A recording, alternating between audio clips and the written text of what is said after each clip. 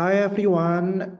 Thank you so much for joining our session today. Today we have the MIDAS Webinar session to discuss about the analysis of the I-10 Sunset to River Road UPRR Bridge using MIDAS Civil software. So right now I want to introduce you guys to our speakers today. Today we have a really exciting session because we have two speakers.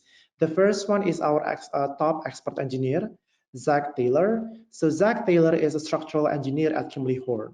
He is a structural engineer based in the Salt Lake City office, and he has a wide range of experience serving clients in the private and public sectors on projects ranging from large multi-span bridges with complex geometry to small, unique miscellaneous structures. Zac also has a solid background in seismic response modeling and design and has experience using ABC methods, including precast elements and lateral bridge slides. He also has a passion for solving everyday structural problems with a complex twist. And the second speaker that we have today is Charlie Golek.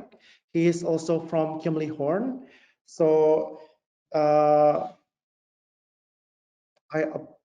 apologize. I think there's like a technical issues, but there's also a typo. I'm so sorry about that. But Charlie Golek is a structural engineer at Kimley-Horn based out of Phoenix, Arizona. He has over 8 years of experience, including a variety of public and private sector projects.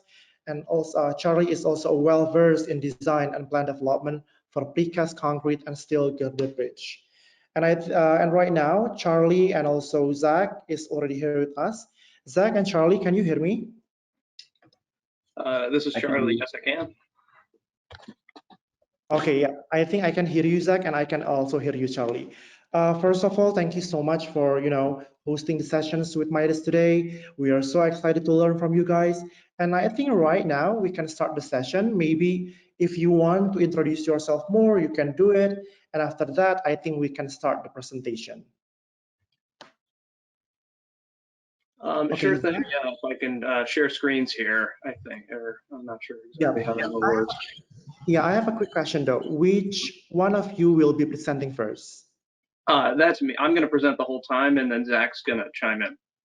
Okay, I will make you the presenter, okay?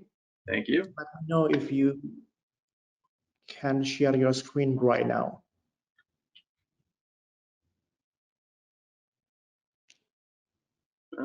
Let's see here.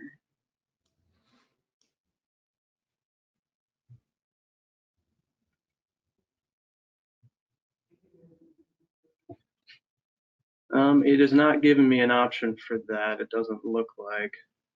Okay, I will try again. Did you get it?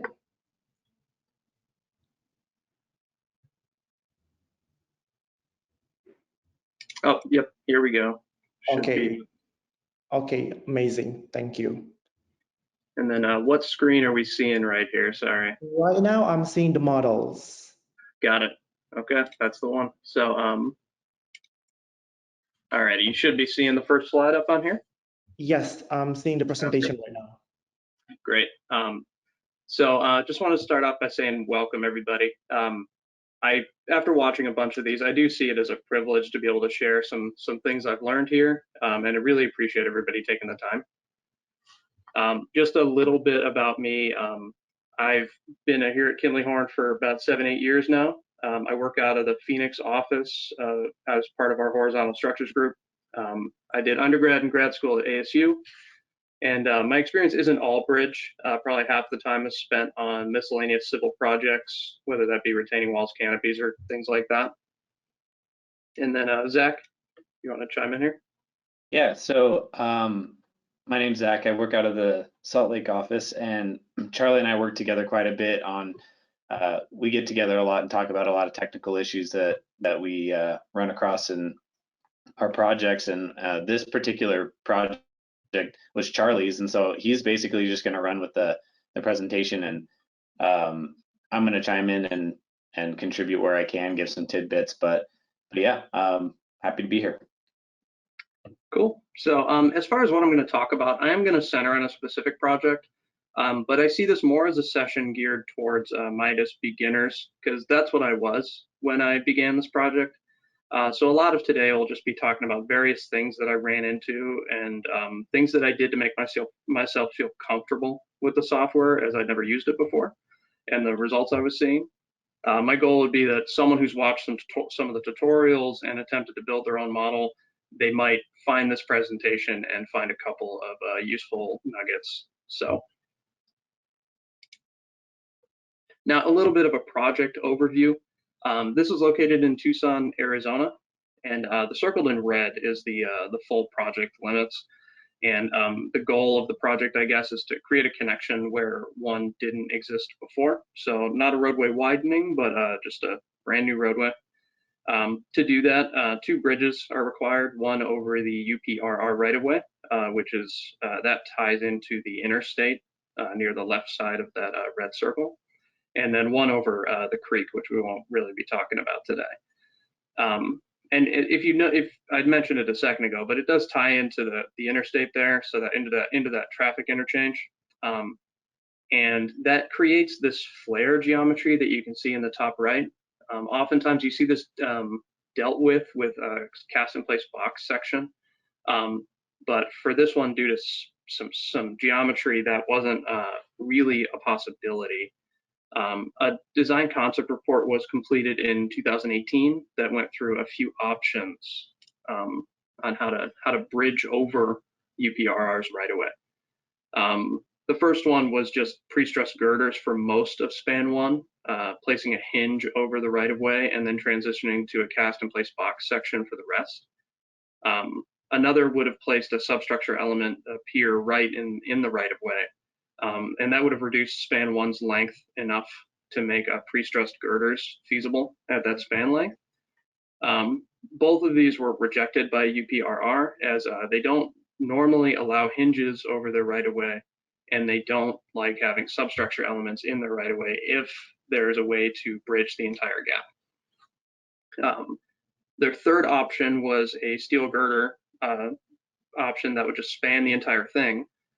And since UPRR requirements generally dictate that if you can bridge the entire right-of-way, that's what they would like you to do. So that is what we started exploring as we approached final design. A couple other project challenges: the flare geometry, obviously at the west end, that is the thing that drove me towards an FEA type solution versus something like a line girder analysis, which I'll talk about a little bit. And one other project challenge is just some load rating requirements. This isn't an ADOT project. It is located obviously in Arizona, but it is adjacent to one, and it was decided that our project would adhere mostly to ADOT's guidelines. One of these is that the operating load rating is required to be 1.8 for new steel bridges. And having been involved with a few so far in the state, I've yet to see this not control at least some part of the design. Just an interesting little wrinkle about some of ADOT's requirements. So early on in the project, when I realized that our kind of complex geometry was going to be something we had to tackle, I think everyone kind of goes through the process of deciding what program to use, and usually schedule or budget will push us towards software that is just complex enough to serve our project needs, but not overly complex. And prior to this, I'd been involved in the full design of 3 steel girder bridges, and all of which were straight, no curves or anything even. They were either simple span or continuous. And for these applications, I was able to use a program called Merlin Dash, which is a pretty simple program for steel girder design that you may be familiar with. It's line girder only, and it's just going to calculate live load distribution factors strictly per AASHTO, and then use those to essentially turn the girder design into a 1 girder system. And then I'd been looking at some go-by material, just some other bridges that had this type of frame-in girder situation. And what I saw was on the bottom right there, you'll see some live load distribution factors that this plan set had actually listed out. And when I saw this, I thought to myself that maybe what they had done is done some sort of manual calculation of live load distribution factors and then just analyzed the girder pretty much as a as a line girder analysis for those frame-in girders. And the thing that pushed me away from doing something like that is I didn't think that I would feel comfortable with the deflections that that type of analysis might spit out. With us being over UPRRs right away, they have clearance requirements that include those live load deflections. So we really needed to make sure that we felt confident in what we were seeing.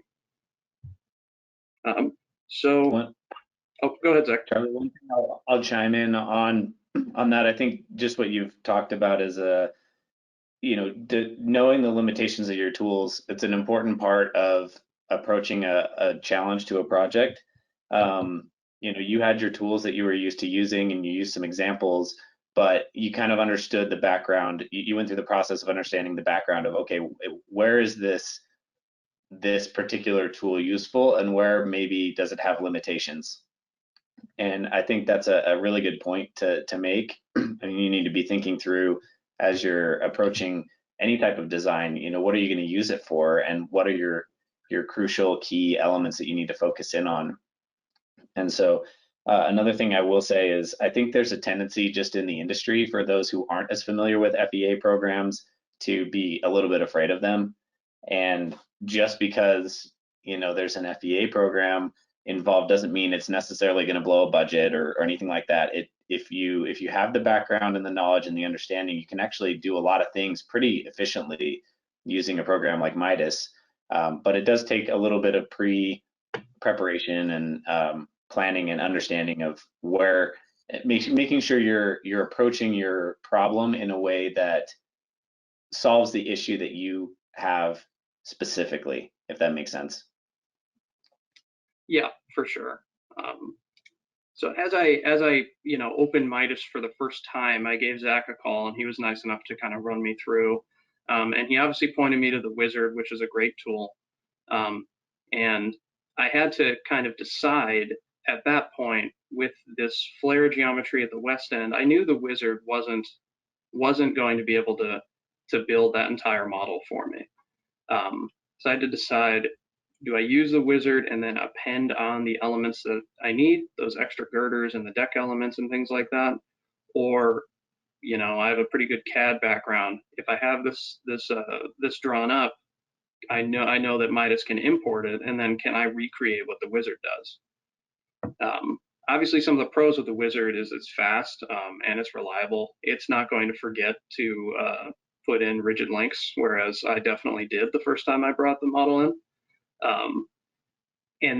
But the cons are that any geometry updates can be a little difficult, as I wasn't super familiar with the MIDAS UI at this point. So as far as importing off CAD, the biggest negatives I could see were that I would have to mesh the deck by hand. I knew that, and that was something I tackled. And then it required some upfront planning. So as I even before I started to do that, I said, all right, I'm going to go back to a previous project that I have a good expectation on what all the results are supposed to look like based on a line girder analysis. I'm going to input that same project in through the Wizard, and then I'm going to just record pretty much exactly what the Wizard was doing. So on the left, I don't intend for anybody to be able to read those notes. Those are just, was kind of my process of figuring out exactly what the Wizard did, and then exactly what I would need to do after I imported some of the more complicated geometry.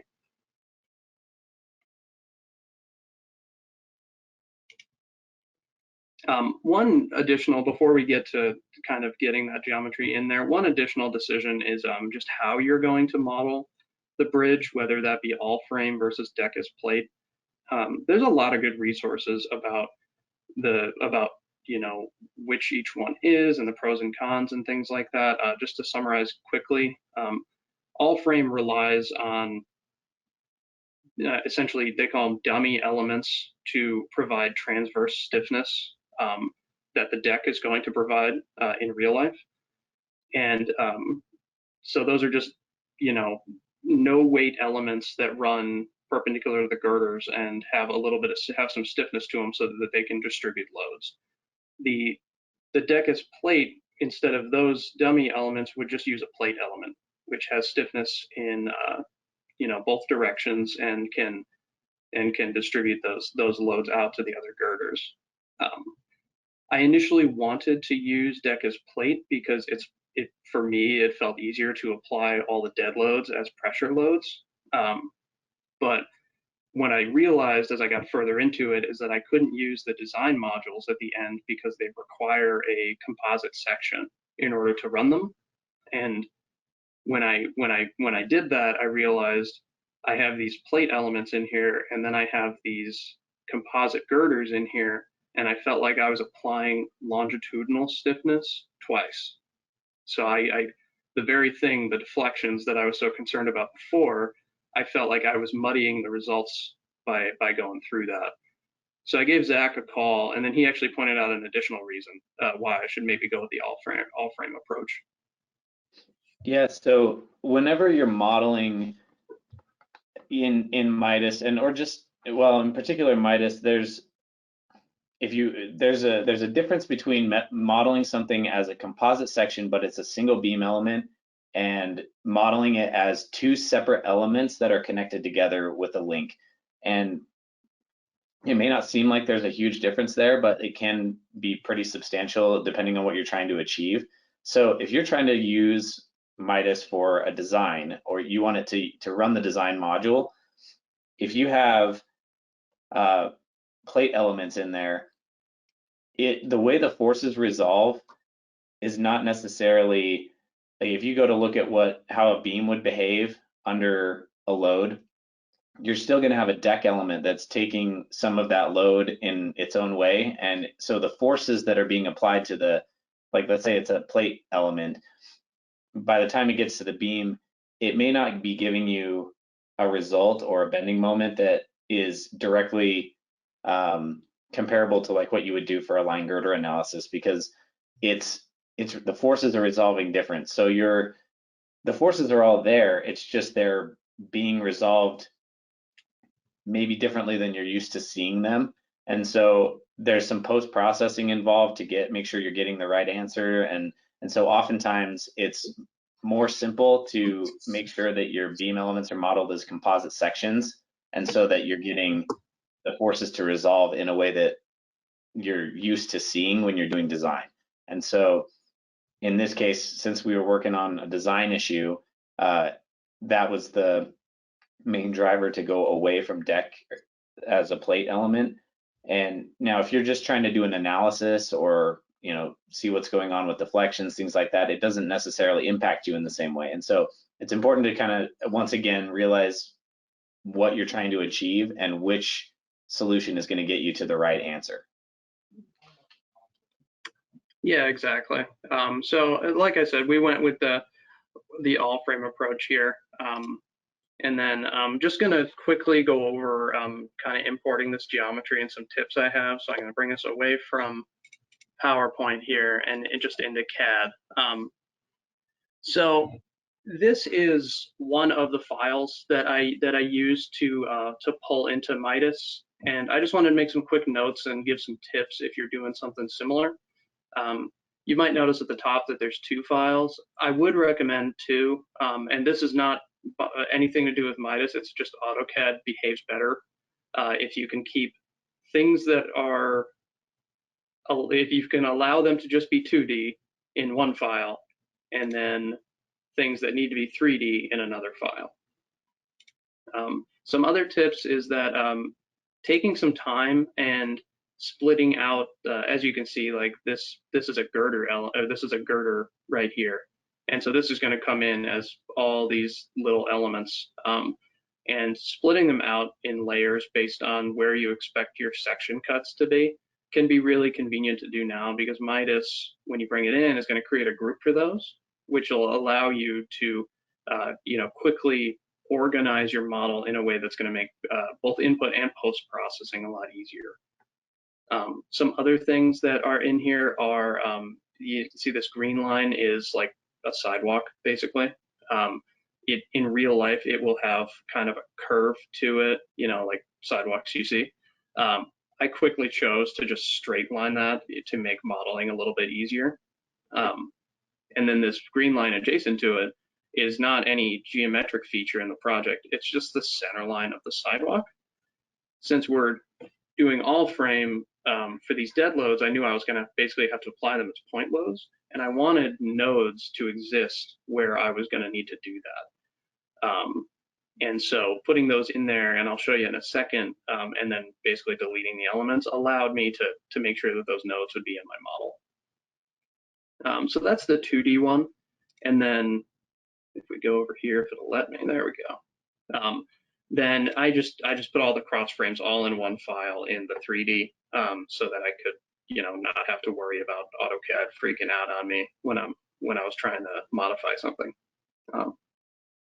So when you come away from that AutoCAD file and you say, okay, I want to put it into MIDAS, what I'd recommend here is that you have a blank MIDAS file that just has materials and section properties defined at a minimum, because you need those. You don't have to have them for the import, but it just makes your life a little bit easier.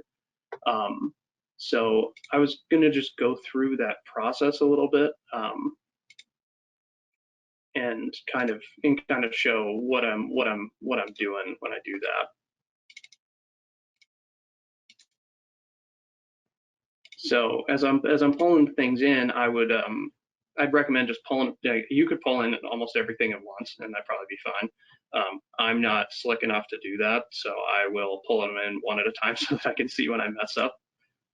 So you select the layer that something's on, and then you come in and select its material and its section type, and then you can start pulling things in.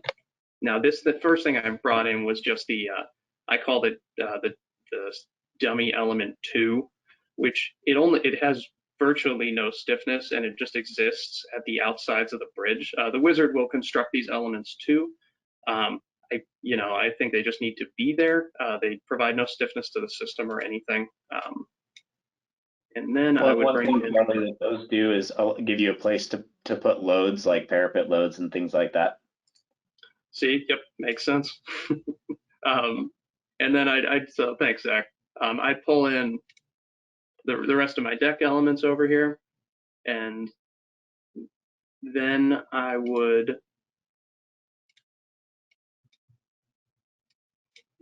gonna yank in some of the barriers, medians, and sidewalk elements that I knew I wanted to have.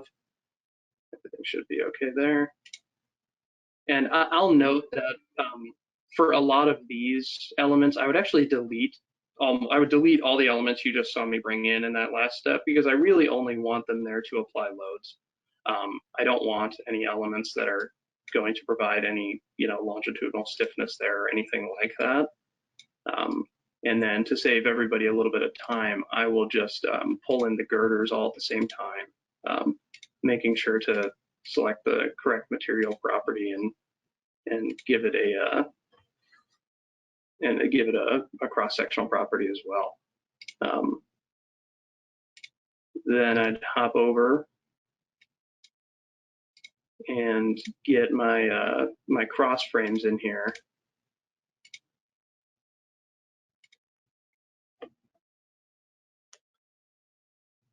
And one thing to note is that I kept the merge duplicate elements and intersect frame elements boxes checked.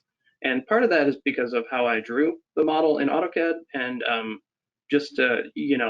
if you don't have merge duplicate nodes on and it starts making the same node in the same, or multiple nodes in the same location, you can end up with instability problems. You obviously only want one node there. And then for intersect frame elements, you don't want most members crossing without a shared node for similar reasons. So one thing I want to point out about Charlie's approach is that Charlie took a lot of time up front to plan out how he was going to build his model, instead of just and some of that's trial and error. You get in and you try something, you realize it doesn't work, and you go back and you modify it. but taking the time up front to create groups like he's done, to populate the material properties, the section properties, all those things will help save you time in your modeling. Also, one thing that I really like when he was showing me his process was the way he has a kind of a built-in or internal check on himself as he goes. For instance, when he was bringing in each of the different layers from AutoCAD, he was able to bring them in one at a time and use that as a check to say, okay, that looks right. I've imported that correctly. And so there's just these intermediate steps of checking himself as he goes. And it makes a huge difference in just the end quality product, and also just, the time it takes, and troubleshooting becomes so much easier if you have issues, as long as you kind of understand each step and how it's going together. And so, yeah.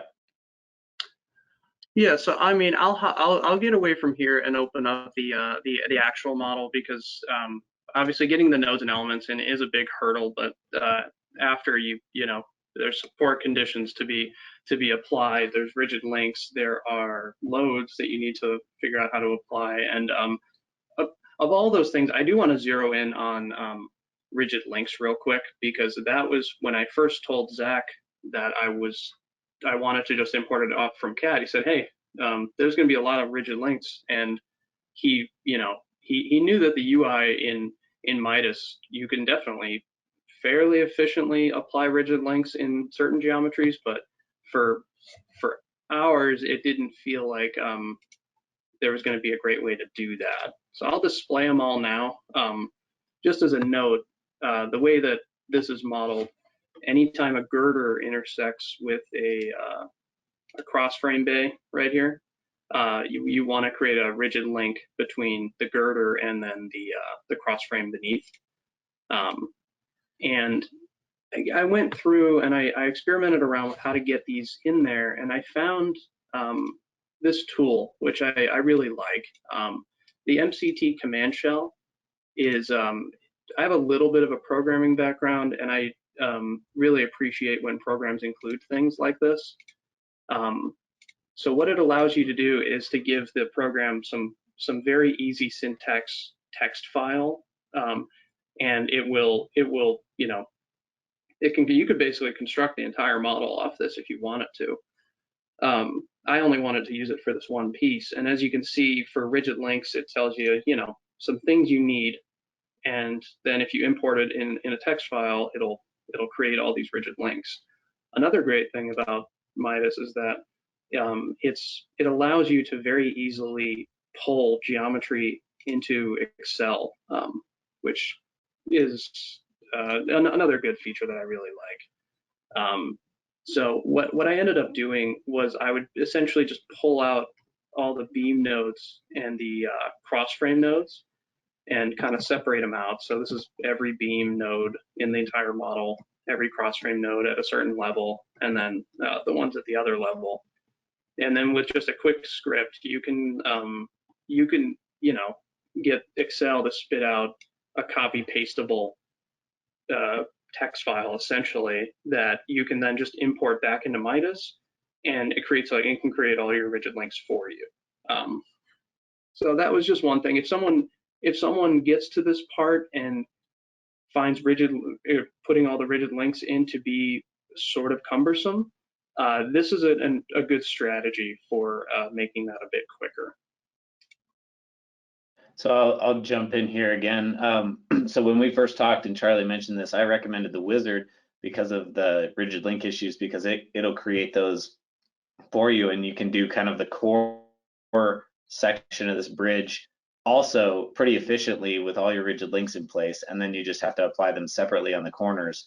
But on the other hand, I appreciate the fact that when Charlie dug into this, he was able to very quickly, he has a different background than me.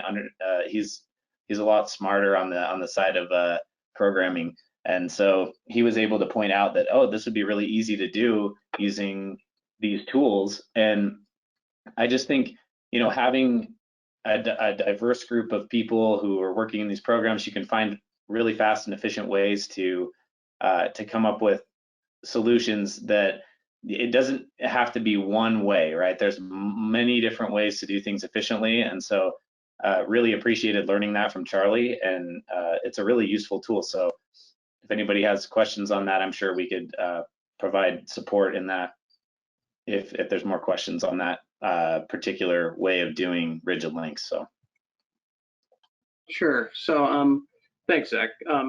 I'll kind of fast forward here because there's a lot of really great videos on applying loads and applying the other boundary conditions and doing things like that. And then I just want to talk a little bit about verifying my results as soon as I actually got the model running. You know, and this is something that I do with essentially any program and I think we all do, is doing a lot of spot checks and things like that. And MIDAS does a really good job of not being a black box program, where with some of the design output, which I'm just very impressed by. But so when I first started going about this, my first step is always to just verify dead load reactions and just make sure that the load I think I'm applying is actually being applied and it's being resisted by my supports and all that, and then that it's distributing in a way that makes sense. And then I went through and compared some moments and shears, and then I came up on live load moment, and I was getting, you know, probably 30 to 40% reductions in live load moment versus what a line girder analysis would tell me. And so I gave Zach a call, and he actually had a pretty good explanation for it. Well, so, and Charlie himself did a little bit of research on this, which I'm sure he'll bring up here in a minute. There's a table here that kind of shows, reflects kind of what we're talking about. But once again, everything we use is a tool. As engineers, we're problem solving using the tools that we have available. One of the tools we have is, once again, like line girder analysis, which is an approximation. It was never intended to be an exact way to analyze a beam, but it was intended to be an efficient way to get something that is accurate enough for what we need within the tolerances that we work in. And so line girder analysis is a good way to do simple structures, but you hope that if we're going to simplify a process, we're also going to build some conservatism in, right? We don't want to end up, you know, going with an approximate method that's always unconservative. So typically when you're dealing with line girder analysis, your moments, your shears, your forces, they tend to be a little bit on the conservative side. Now that can vary depending on your model. If you're comparing a model to a line girder analysis, I mean, there's definitely a range of variation between the results, but just be aware of the limitations once again, and you know, where is their conservatism, where is there not, and if you don't know, you know, dig in and learn a little bit about it, because it's definitely helpful in helping you understand whether your results are correct in the end, which is a big part of modeling. You have to kind of know the answer that you're trying to get to before you actually model, or at least have an idea of what it should look like. So Charlie brought up dead load verification. That tends to be a really consistent and reliable way to verify your models, because dead load tends to distribute pretty consistently depending on, or between the different analysis methods, and so you can rely on it pretty well. Live loads are a little different because, you know, as we know, distribution factors and the way a live load distributes through a system can vary dramatically depending on the stiffness, and you know, where do you have soft spots, where do you have really stiff spots, and so that one's a little tougher and tends to have a lot more variation in it. And so, and that's something I think that Charlie kind of discovered here with this graph was helpful in illustrating that. Yeah, this is from this graph is lifted off of the document you see in the top right, and this is on the first page of Google. So it's just an FHWA document talking about refined analysis of bridges, and in it they do a very useful comparison. They take the same bridge and they compare some of the things you see in that graph between a line girder analysis and then something like a 2D grillage, or a full 3D finite element analysis. And the little red circle there I guess the top arch is the live load from the line girder analysis, and then the bottom two are from the 2D and the 3D. So it confirmed that you will see some reduction in certain cases. It's different for, if you read that document, it's different for negative moment in certain cases than it is for positive moment. Obviously, me being just a single span bridge for this, the positive moment spoke to me, and it was within the bounds of kind of what I was seeing in the model, so it made me feel more comfortable moving forward. Another really great tool for verifying results, and there's a bunch of videos showing how to use this, is the live load tracer tool. After I complete any of these models, I take a few hours and I just, I try to find live load traces that don't make sense. This one here is for this exterior girder right here. I'll try to point at it right here. And it's just showing the worst live load case moment on the left there. And as you can see, it's 3 trucks next to each other with the lane load, with pedestrian live load on the sidewalk. And that overall made sense to me, that live load case could be the largest contributor.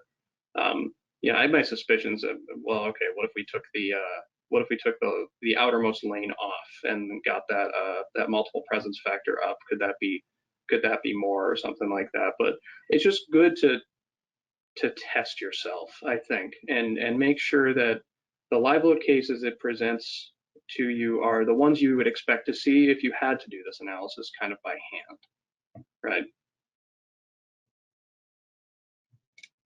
So the kind of out of modeling and more into, well, actually out of modeling for a second, we'll circle back, more into the actual reason why this project kind of pointed me to an FEA solution was this flared girder connection. Now, this is the details you're seeing on the screen are from a go-by, and you can see the frame-in girder, as I've been calling it, and the main girder right here running left and right.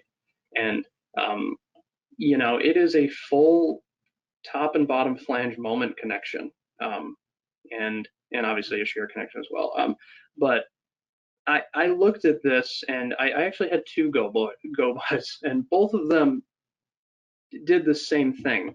And I was watching a webinar from National Steel Bridge Alliance one, and then they showed a connection just like this, but it was just a shear connection. It didn't have the top and bottom flange connections there. And so I emailed the presenter of that webinar, and I asked him, hey, can I hop on a phone call with you? And then I collected, a few folks around the firm to sit in, and so we could all talk about it. And their opinion was that for our project, that we didn't necessarily have to make this a moment connection, so long as we modeled it correctly and then followed a few other rules. So I'll go to the next page here and show you, ultimately, this connection, we were able to simplify it to simply be a shear connection and not have to connect the top and bottom flanges of the girder.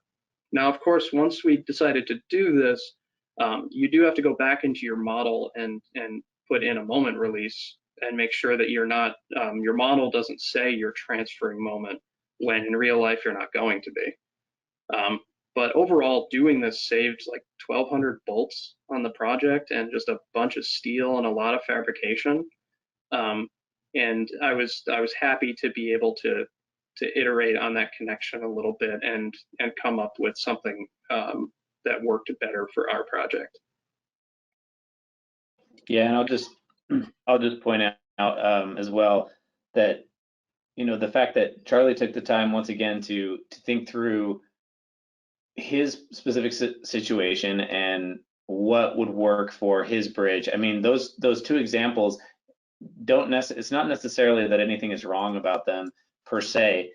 We don't know all the context behind why those were detailed the way they were, and it may be that they were intended to carry moment. And so it's just good to know, what is make sure you're thinking about these mechanics and how these things are intended to work, and that you design accordingly. Because if you're gonna have that girder, frame in as a full moment connection, you better be prepared to account for whatever torsional forces and other things that are being applied to that girder. So just a little nugget that you should be aware of as you're working with complex geometry and connections. Look at each case and don't always just take the example as the way to go. It may not necessarily make sense for your particular situation. So think those things through and make sure you're analyzing everything accordingly.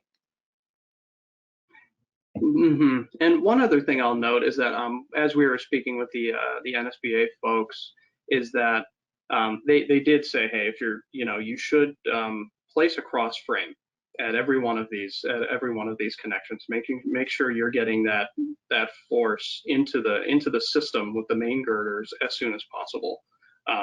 And this was partially in the spirit of trying not to introduce torsional forces like Zach was talking about as well. So just a quick note, and to kind of sum up that connection there.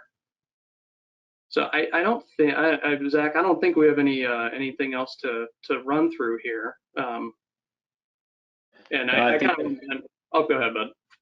Oh, I was just saying, yeah, I agree. I think we've gone through all the material. So if people have questions, we wanted to save time to make sure people could ask questions, and if there are any, and be respectful of people's time as well. So for sure. And I do want to say thank you to everyone for making the time.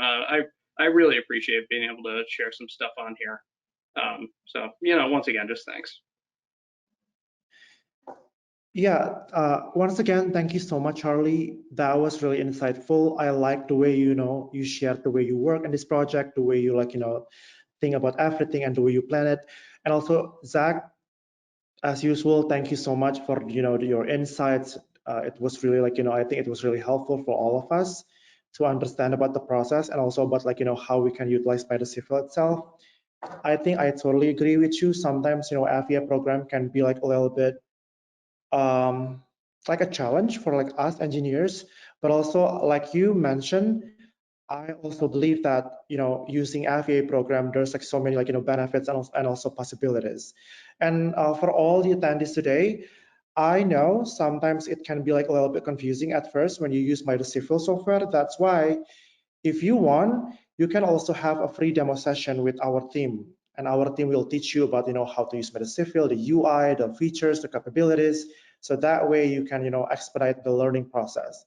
And we also have a training session. So if you have any if you need something, if you need someone to help you with MIDAS, and if you are a first timer, please contact us through our email and we can help you with that. Once again, thank you so much, Charlie. Thank you so much, Zach. I think right now we can move on to the Q&A session. So for all the attendees, if you guys have any question, I will give you guys 5 minutes to put in the questions in the control panel.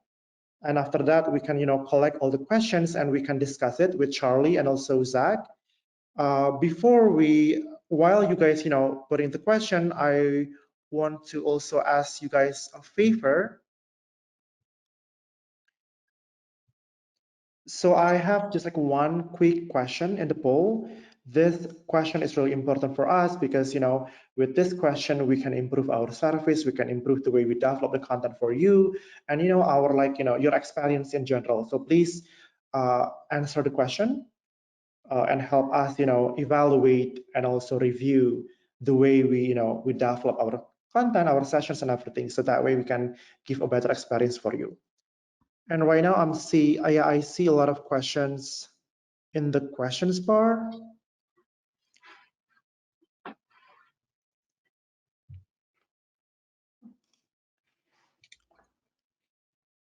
And again, guys, if you have any question, you can go to the control panel and put the questions in the question bar.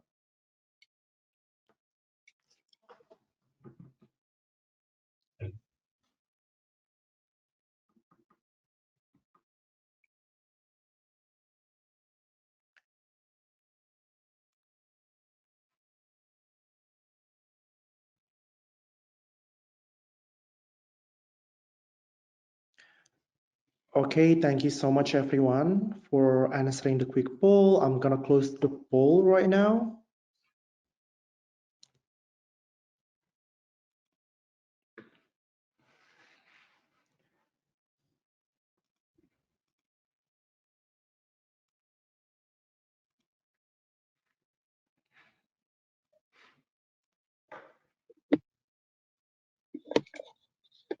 Okay, I'm collecting the questions. I think we can discuss the questions right now. Okay, Charlie, Zach, I'm gonna show my screen so you guys can see the questions. Sure. Give me a second. Okay.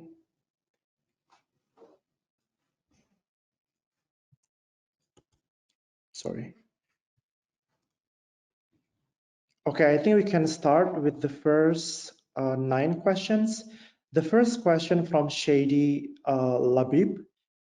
When you refer to the representation of deck as dummy elements, you mean the transfer elements have 0 weight only, or 0 weight and stiffness. If 0 stiffness, how the loads are transversely distributed? So those dummy elements, they have zero. They have 0 weight generally when I've seen them used. They don't have 0 stiffness. They have generally their stiffness is they're defined as a beam, and their material properties are whatever concrete you're using, and then generally their thickness is, or their height is going to be whatever the thickness of your deck is, and then their width is going to be the width of their tributary width between the next dummy element and the previous one, if that makes sense. So they will have stiffness in the transverse direction. Okay, thank you. Next question from Stephen. The last statement that setting your mesh up in CAD to coordinate with how you are going to be taking your section cut is the most true statement.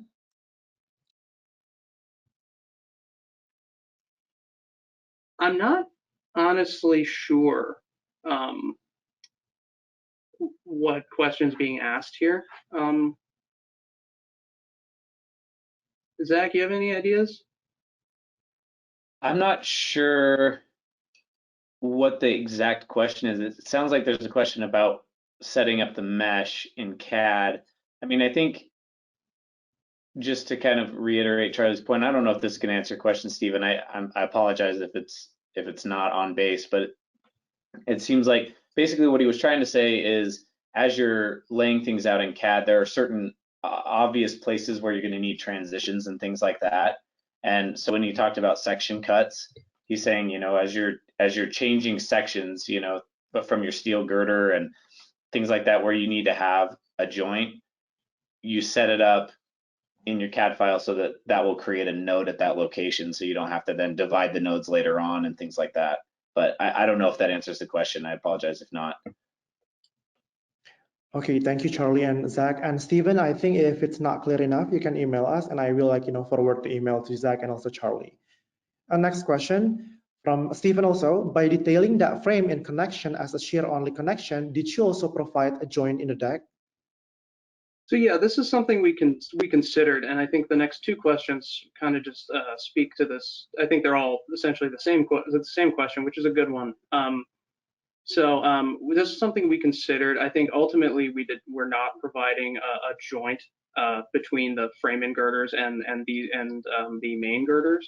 I agree. There's going to be some amount of fixity due to the stiffness of the deck, and I don't know how many conversations I have every day about whether we should model something as pinned or fixed, or which, is it closer to fixed or closer to pinned? I think that's about half of what you and I talk about, Zach, to be honest. So yes, there will be some amount of force transfer over that deck. But ultimately, I think we've decided that it's going to mostly behave as a shear connection there. Yeah, one thing I'll say about that is just we did pay special attention to the way the reinforcement was in the deck in that location to make sure that if there was, just to make sure there was a sufficient steel to help control cracking, similar to how you would do with a negative moment region on a continuous span. So that's how we handled that. Yep.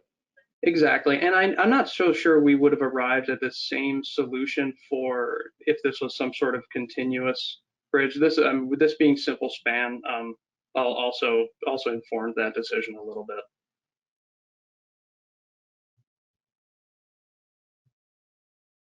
Okay, thank you so much, Zach, and also Charlie for the answers. I think we can move on to the next question, but I think the next question is more about MIDAS Civil. I think Charlie, Zach, you can also answer this question, but if it's not clear enough for Samuel, I also have our team right now who can also help with this question. So the question is there a way in MIDAS Civil to create the geometry in Excel and export to the wizard? Charlie, Zach, yeah, do you want to add? Yeah, sure. I mean that MCT command shell. I mean, you can, instead of just rigid links like I did, you can import your nodes and elements all through that if you wanted to. So if you wanted to just make the geometry in Excel and export it export it to MIDAS, you could. I'm not so sure you could export it to the wizard specifically. Okay, thank you so much, Charlie. And I think our team right now, Xiaofeng, can also help answering that question. Xiaofeng, can you help answering this question?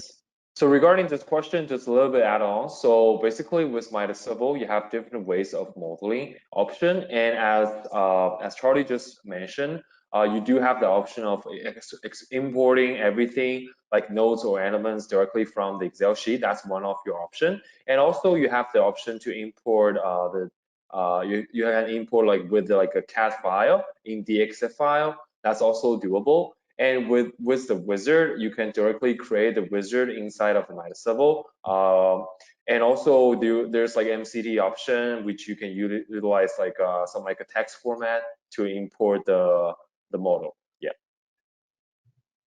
Okay, thank you so much, Xiaofeng, for that answers. And yes, Samuel, I hope that answers help you understanding about how to create the geometry in Excel and export it to the wizard. Next question is from Mira Madan Gopal. How do we check the analysis of the beam as a non-composite section? Is it possible to check that after you have modeled it as a composite in the model? I think that's, so for both parts of that question, and Zach, you can correct me here. I think that there are steel design modules within MIDAS that can check, non-composite sections. I'm not so sure that you can necessarily check it as a non-composite section after you've modeled it as a composite. Maybe something within the construction stage analysis could handle it at this stage, but I don't know. Zach, have you had more experience with that? You would have to change the way your model was set up.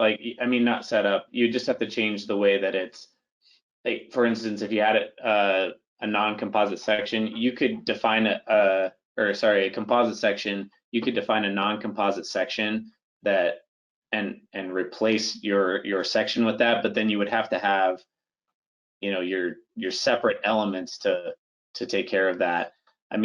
Realistically, or you could remove your rigid link connection, or not remove it, but change the nature of it so that it allows things to slip on the plane where you want non-composite action. So there's ways to do it, but you would have to make tweaks to the model. Okay, thank you. Next question from Leaf. Is it possible to use MIDAS design model with a girder and deck as a plate model? I wrestled with this for a few hours. I was a little resistant to getting away from the deck as plate model because I had already built it. So I really wanted to be able to do that. I was not able to find a way before giving up and going to the all frame approach. Zach, I don't know what you think. I'm actually going to defer to the MIDAS crew on this one because if I remember right, I believe you're not allowed to set it up without using a non-composite beam section in the design, but or you could do it, but I guess you'd have to define it as a non-composite beam in that sense. So if you want composite action, I think you have to use a non-composite beam section and not a plate element. Is that true? Xiaofeng, do you want to help answering this question? Yes, so basically, MIDAS Civil right now allows you to do the design feature with the all frame, which is basically 1D beam elements. But definitely, if you open up the wizard of MIDAS Civil, for the modeling type, there's different options like all frame, all plate, deck as plate, girder as frame, and also deck and web as plate, and flanges as frame. You have different options, but if you want to run the design feature, currently MIDAS Civil only allows for the all frame option, and also as I think Zach mentioned about the non-composite, yeah, it's not doable. Yes, I hope it answered your question. Well, one quick thing I'll say too is that there are times where I've used MIDAS Civil to run my own hand calc on a design, so you don't have to use the design module to run design with the assistance of MIDAS Civil, but you just use it to pull the forces out. So if you're doing something like that, you could use a plate section, but then you'd have to post-process the results. So. Okay, thank you so much. Move on to the next question from Cyrus. The boundary restraints are usually applied to the center point line of the girder cross section and not to the geometrical center point of the composite section, which can create extra moment at the end of span. Can you elaborate more on the boundary condition that you define? Yeah, so there's actually a good post on the MIDAS website, and if you start looking into, I believe Zach, it might have been one of yours, or maybe you just linked it to me, and maybe I can't remember, but it kind of outlines the correct way to model your supports and things like that, whether that be support at this point on the girder and then a rigid link down to the cross frames. So I recommend looking at that. That is the direction I followed.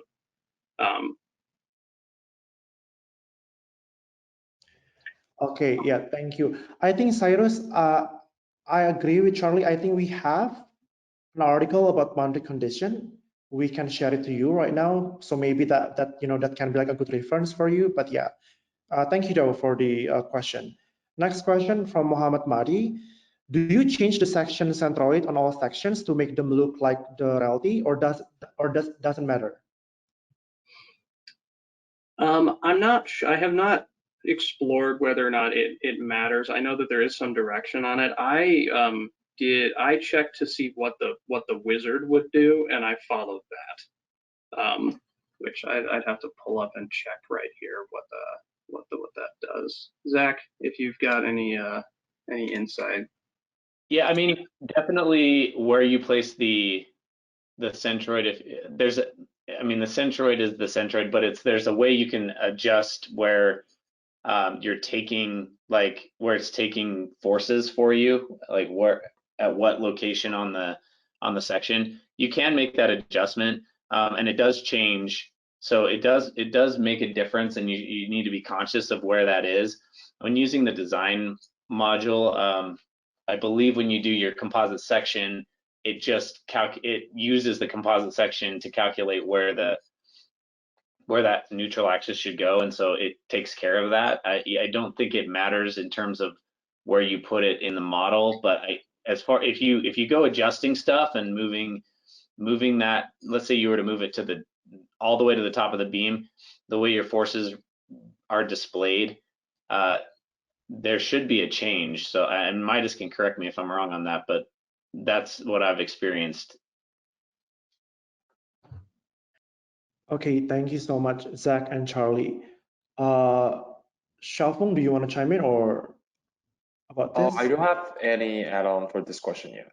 Okay, thank you. Yes. And I think, yeah, the last question from Alberto Alvina. For the concrete slab that was modeled as plate elements, can you join them using rigid links as well in MIDAS to achieve composite action?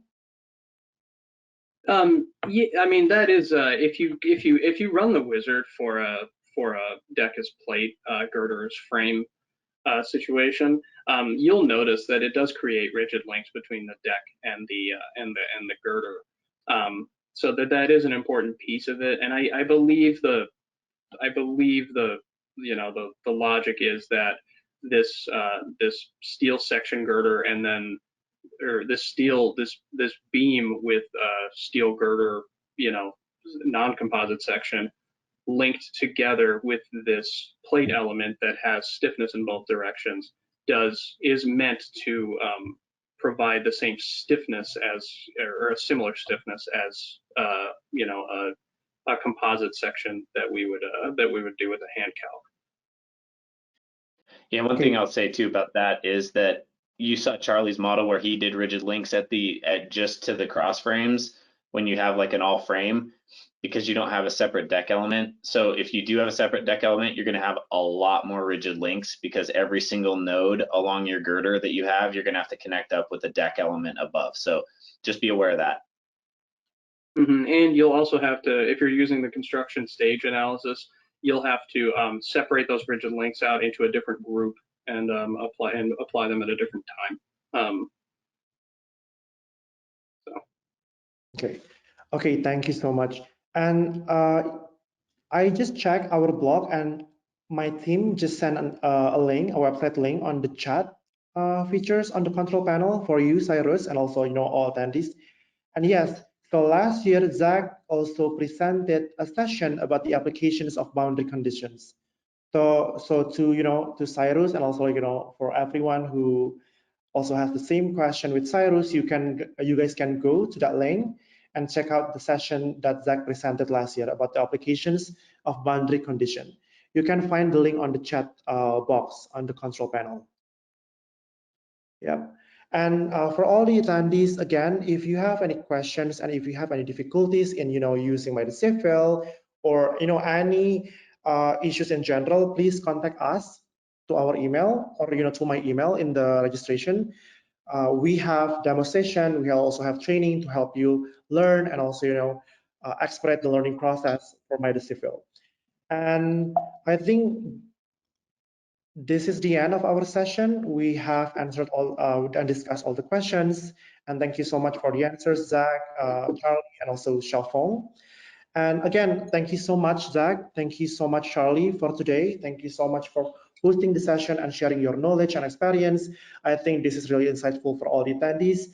And MIDAS is so grateful to have you guys today with us presenting this session. No, thank you. It was a lot of fun. Yep. Yeah, thanks. I hope.